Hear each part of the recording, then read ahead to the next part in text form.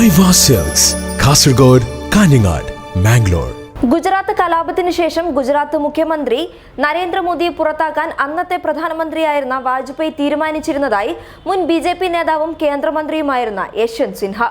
അന്ന് ആഭ്യന്തരമന്ത്രിയായിരുന്ന LK അദ്വാനിയുടെ ഇടപെടലാണ് നരേന്ദ്രമോദിയെ രക്ഷിച്ചതെന്നും അദ്ദേഹം പറയുന്നു. ഗുജറാത്തിൽ വർഗീയ കലാപങ്ങൾ ഉണ്ടായതിനു പിന്നാലെ ഗോവയിൽ നടന്ന ദേശീയ എക്സിക്യൂട്ടീവ് കമ്മിറ്റിയിൽ മോദി രാജിവെക്കണമെന്ന് വാജ്പേയി ആവശ്യപ്പെട്ടു. മോദി അതിന് തയ്യാറാവുന്നില്ലെങ്കിൽ സർക്കാരിനെ പിരിച്ചുവിടുമെന്നും വാജ്പേയി പറഞ്ഞിരുന്നു. എന്നാൽ അദ്വാനിയുടെ ഇടപെടൽ തീരുമാനത്തെ മാറ്റിമറിക്കുകയായിരുന്നു എന്ന് സിൻഹ പറഞ്ഞു.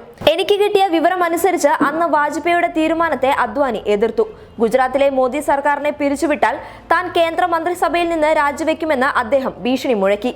ഈ സമ്മർദ്ദത്തെ തുടർന്ന് വാജ്പേയിക്ക് തന്റെ തീരുമാനം പിൻവലിക്കേണ്ടി വന്നു എന്നും യശ്വന്ത് സിൻഹ പറഞ്ഞു. രാജീവ് ഗാന്ധി INS വിരാടിനെ സ്വകാര്യ ടാക്സിയാക്കിയെന്ന മോദിയുടെ പ്രസ്താവനയെയും യശ്വന്ത് സിൻഹ വിമർശിച്ചു. ഒരു പ്രധാനമന്ത്രിയുടെ ഭാഗത്തു നിന്നും ഒരിക്കലും ഉണ്ടാകാൻ പാടില്ലാത്ത പ്രസ്താവനയാണ് മോദിയിൽ നിന്നും ഉണ്ടായതെന്നും അദ്ദേഹം പറഞ്ഞു. കഴിഞ്ഞ UPA ഭരണകാലത്ത് ഇപ്പോഴത്തേക്കാൾ GDP വളർച്ചയുണ്ടെന്നും സിൻഹ കൂട്ടിച്ചേർത്തു. News desk public Kerala.